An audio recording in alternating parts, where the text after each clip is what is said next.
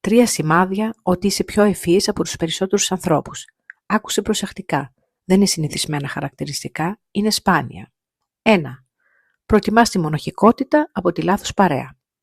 Αυτό δεν είναι αντικοινωνικότητα, είναι επιλεκτική νοημοσύνη.